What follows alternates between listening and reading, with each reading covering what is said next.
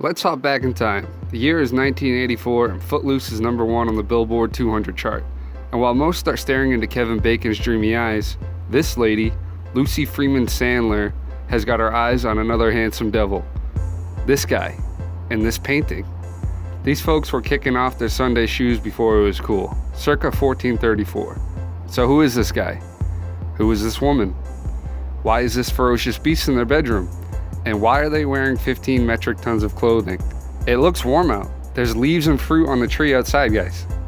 For a picture with so much creepy detail, it still leaves art historians and enthusiasts with many questions. Lucy is most captivated by this, the hand clasp. But we'll come back to her. Legend has it, this is Giovanni Arnolfini, and this is Jean Tsunami. And they were getting married. End of the story. But then 500 years later, this guy, Peter Shabacker, says no. This isn't Giovanni and this isn't Jean.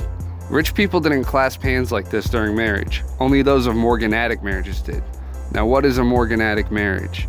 It's a marriage between individuals of unequal social status in which the bride, and usually the offspring, acquired no rights of inheritance by the union. So that would be like Giovanni saying, when I kick the bucket, Jean, you and nobody is getting my metric ton of fur. Bury me in it. But this wouldn't make any sense, because it is known that Jean and Giovanni were of equal social status. So Shabacker is all like, this couple in the painting are not who we thought. Holding a woman's left hand in marriage would mean unequal marriage. Therefore, these people are a mystery. The people most likely signify holy matrimony in some symbolic form through the painting. Lucy reads Shabacker's conclusion, but was not convinced. She delved into further research on laws and customs of the time period. She researched many sources, none of which I can pronounce, and finds 6 laws on private marriage of this time. Rule number 1, you need a witness to marry. Rule number 2, you need a priest. Rule number 3, you can't marry an engaged person. Rule 4, you can't marry a minor without parent consent. Rule number 5, you need to be publicly married on church steps. And rule number 6, you need a brief period where the audience can object to the marriage. Although marriage wasn't invalid without these rules, it was viewed as illicit by the church. Lucy also does research in the Omne Bonum, the 14th century encyclopedia. It says, in the opinion of the church, marriage was effective by mutual words and by the clasping of 2 right hands.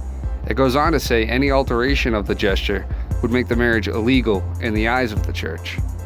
The encyclopedia shows us the clandestine, or illegal marriage. In this picture we can see the incorrect hand clasp and the woman hiding in secrecy behind someone who does not have on sacred robes. In the same encyclopedia, we have the canonical, which is the correct way to conduct a wedding. 2 right hands joined in a certified magic man's lap. So what did all of Lucy's research prove? That Shabacker was wrong in his assumptions about an unequal social status wedding. There's a chance that Giovanni is in this painting. She also proved that this was an illegal wedding of some sort, though. She concludes that further research needs to be completed in order to identify whether or not the subjects in the painting are indeed Giovanni Arnolfini and Jeannie Tsunami. One clue that her and many others are investigating is this painting, the Gallery of Cornelius van der Geest. Can you see the comparison? Let's zoom in right here. This painting, inside a painting, depicts a very similar portraiture with a nearly identical room setting as the hand clasp in the Arnolfini wedding. There is a likely correlation. So what does our textbook, this reading, and this painting all have in common? This guy, Jan van Eyck. Jan van Eyck lived in Flanders, where he made this painting, and apparently he was one of the first to oil paint. Our textbook explains that Flanders was in a time of great prosperity. Flemish entrepreneurs established the first international commercial stock market. This likely explains why the individuals in the painting were wearing such expensive and over-the-top coats.